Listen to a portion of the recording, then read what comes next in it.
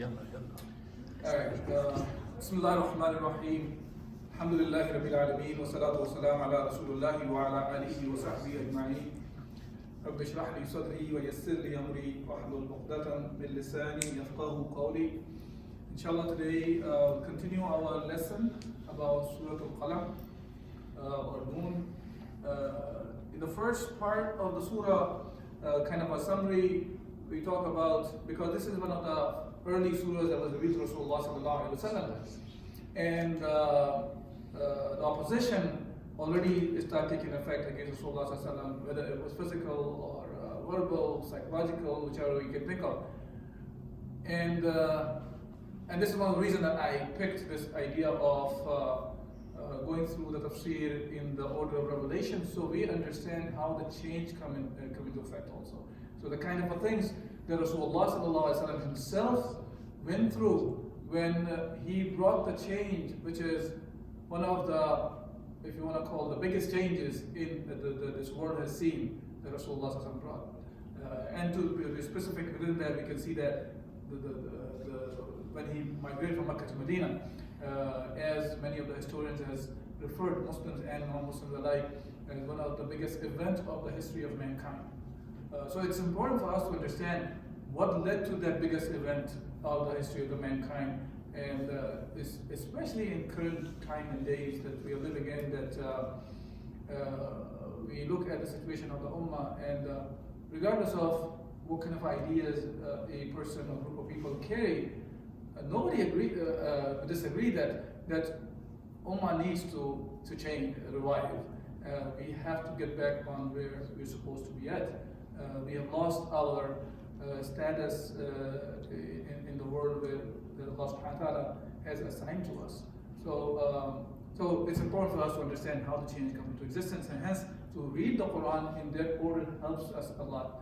To read the seerah from that perspective here helps us a lot to understand how the change came into existence. So inshallah, we can follow the footsteps of Rasulullah sallallahu alaihi wasallam, which is not even a choice for us, it's an obligation on us to follow Muhammad sallallahu alaihi wasallam. So we see that in the beginning of it, Rasulullah sallallahu alaihi wasallam, they start calling him names, different kind of names, and Allah subhanahu wa ta'ala addressed that in Surah Al-Qalam right at the beginning of it, calling him that they used to call him, they were calling him madman, and Rasulullah subhanahu wa ta'ala is the one who said that no, you are not the mad one.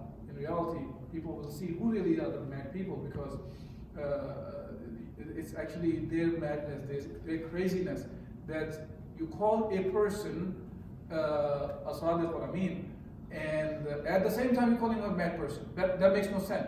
It makes no sense that a person is the honest one, you think. He is the one who always says the truth.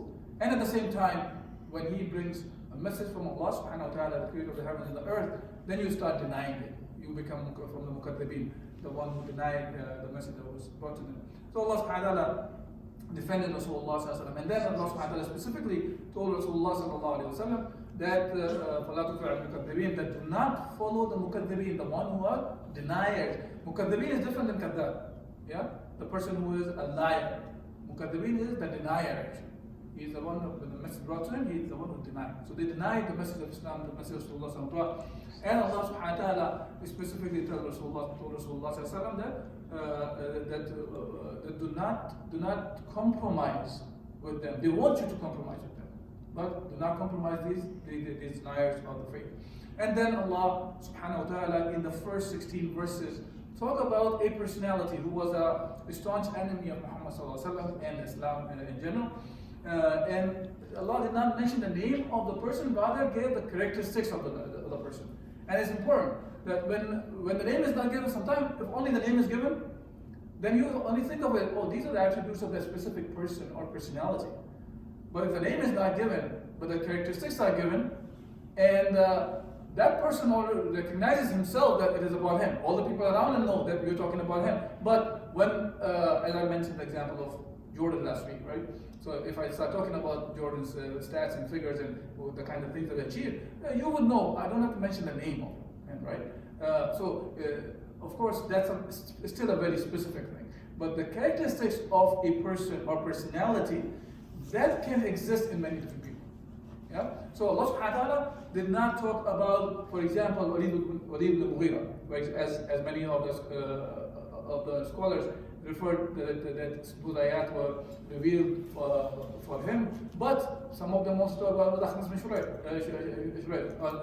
and so on and so on. So it's not that one person, and the benefit of that is we can see those personalities even today as well.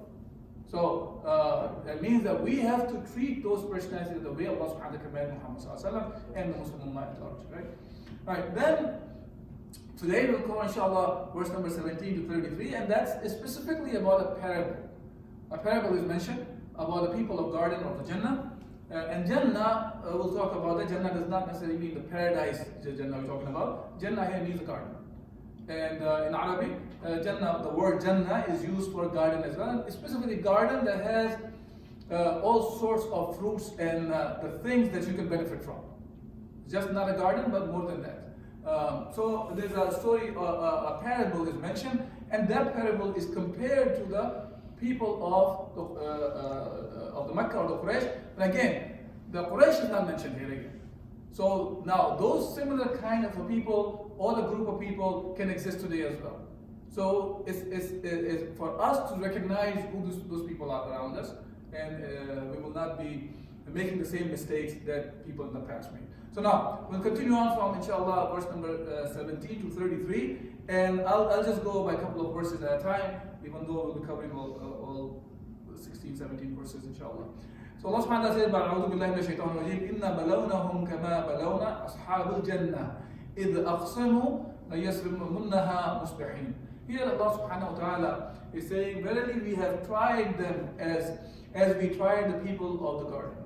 Okay, but balawna or bala is referred as a trial, a tribulation, or a test that you are placed into. So here Allah subhanahu wa ta'ala is saying that we have tested you the way we tested the people of the Jannah. So this is what it means by the parable here. A parable is mentioned here. When they saw to pluck the fruits of the garden in the morning, وَلَا يَسْتَثْنُونَ, and without saying, they translated it inshallah, does not mean actually without praising Allah subhanahu wa ta'ala. Without remembering Allah Azza wa Jal when you are going to take an action. So it's referred to as without saying inshallah by the will of Allah Azza wa Jal, they will be doing these things. Now, the story behind that is they vowed actually, they wanted to go and before anybody else would get to the Jannah, the garden that they had. So it's talking about the bunch of people who own the gardens. One of the stories talk about that the father who owned the garden, he used to take care of the family with that, and whatever extra was given to them, he used to distribute among the masakin, among the poor and the destitute people. And then when the sons got that garden, they thought of it, the father was a foolish person, that he was spending the wealth in charity. So he said that they said that when they will get the fruits and stuff, they will not spend in the charity. Rather, they keep it to themselves.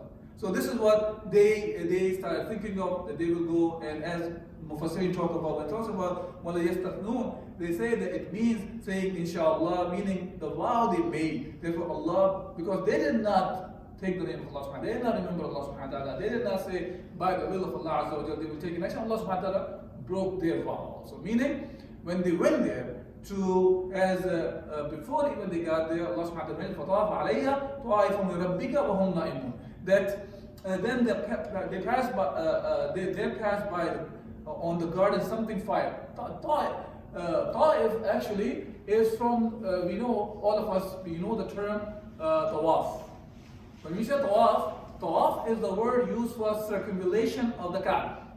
Yeah, so you will go around. So it is something like that, circling around. It could be a tornado or something that came and destroyed all their the garden, the fruits they had or crops they had. It was all destroyed while they were sleeping. See, so nighttime they were making vow. They were taking the qasam that we are going to go in the morning and we are going to take all the vegetation and the fruits from the garden.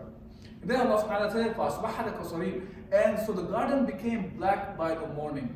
And as different scholars like Al-Thawri, Ibn Abbas said it means like the dark night. Al-Thawri and Al-Subdi said that like the crop when it's harvested, withered and dry. You know, any of you who live in the suburbs here in Chicago land, if you go a little bit further out of the suburbs, some of the ones who are living in the suburbs, you can see all the crops of corn around us. And after it's been cut off, you see all dries up and turns brown and then turns black.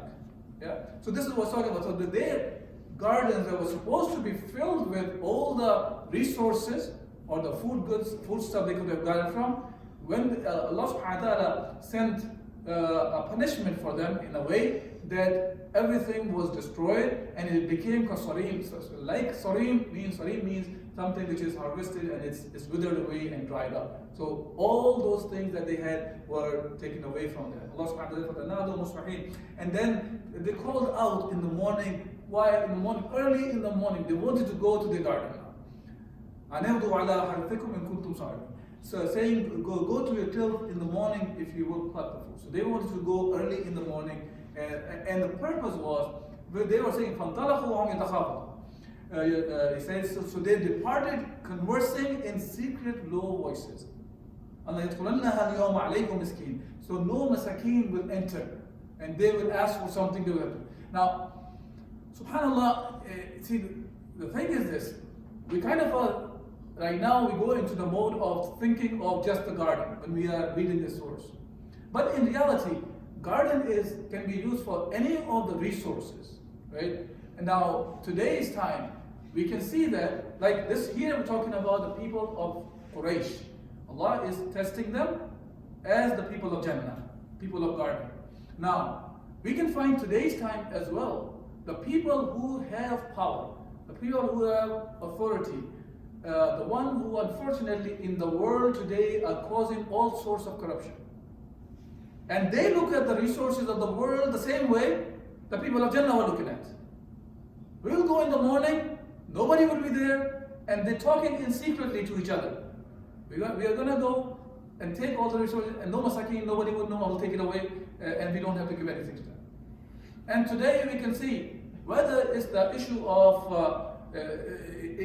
Afghanistan that has happened, whether it was the lithium ion over there, or cobalt, or copper, or different, or whether it's the route from Central Asia for the oil to be taken away through Afghanistan to Pakistan and to the Arabian Sea, or you can think of Congo, or you can think of Sudan today, you can think of Yemen for the maritime routes they have, or you can think of even Gaza. Some of the reports talk about that there are some resources that they're after, they want to dig up from there, and so on and so forth. And this is not something should be a news for you that I talk about. MashaAllah, you guys are college students, you are very well aware of what's happening in the world, how the wars are breaking out, and in the back door they are making different kinds of plans and plots to steal the resources of the world.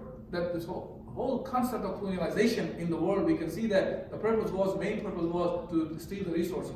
I was just talking to some brothers at the start of Dhuhr time.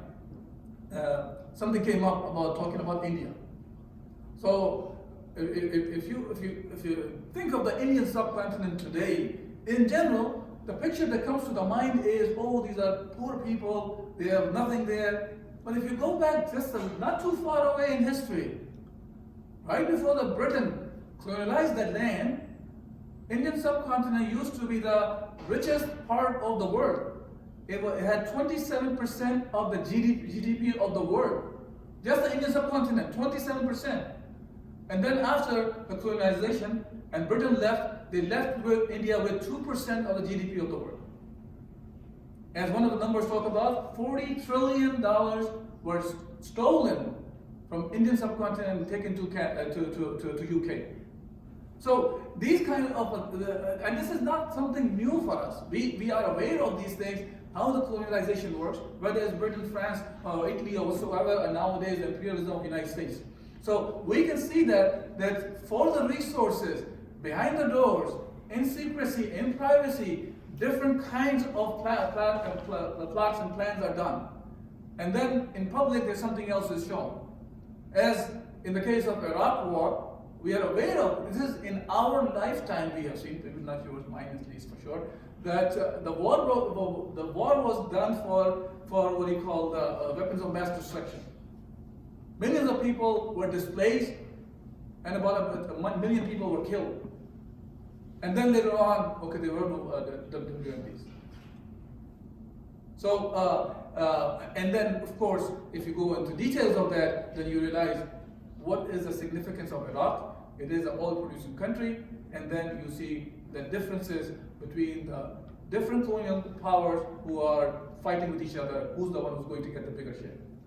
So now, here in this case, we see that people of the Jannah, they went in private, in secrecy, discussing with each other, we're gonna go and we're going to take all the crops and all the fruits and everything from there, and nobody would know. Hurry up, go in the early time, nobody will see us, and we'll steal it, we'll take everything away, and no masakin, no poor, so-called, no 99% of the people would see it. Only 1% is gonna go get it and take it home, and nobody would know how much wealth was there. So look, the point is here, we can go and just talk about people of Jannah, and we can talk about Quraysh. And if we don't connect to our lives, then we are not really getting benefit out of it. So we have to connect the Quran with today's time. This book from Allah Azza wa Jal is a book that is valid until the Day of Judgment. So it must have answers for us today and until the Day of Judgment. Of course, it has for the past 14 centuries anyways. Okay. Then Allah subhanahu wa ta'ala, and then they went in the morning with strong intention. They really went there. You know, when you really want something, so the urge that you have, I'm going to go and get it. I'm going to go to take all the resources out there. Nobody will see it. And this is how these people went there. And explain that they went in the morning with heart, meaning with strength and power, qadirin, meaning they thought they had power. And this is one of the deceptions of the shaitan. For the people who are causing corruption in the world, they really think they are the qadirin. They are the one who have qudra over everything. They can do whatever they want, and at the end, they cannot be held accountable for what they do. And that's the thing the shaitan creates of deception for the people. And Allah subhanahu wa ta'ala showed them, are you really the one who have authority over everything? And when they went there, in the garden, and when they went there, they thought we were on the wrong path. Because they left their Jannah, their garden, full of fruits and full of vegetation and all those things. They come in the morning and they find like a sareen, like everything is gone. There's nothing left there. And they say, no, indeed, we are the one who are deprived of what we have. So they realized, no, we are at the right path. We are at the right path. We did not take the wrong path or something. GPS did not mess it up to take us to in the middle of the highway and say you've arrived. I don't know if it has happened to you, but it has happened to me in the beginning of when the GPS was there. You put the address in. I remember I was in Florida looking for the halal restaurant, and in the middle of the highway it said you arrived. What the heck, man? Where am I arrived? There's no restaurant around. So this is what the kind of a thing you can think of. They come to a place and they see nothing what they left last night or the day before. So Allah subhanahu wa ta'ala is the one who is Al-Qadir. He's the one who has the authority and power over everything. And then they realize that we are the one who are mahroom, the one who are deprived of.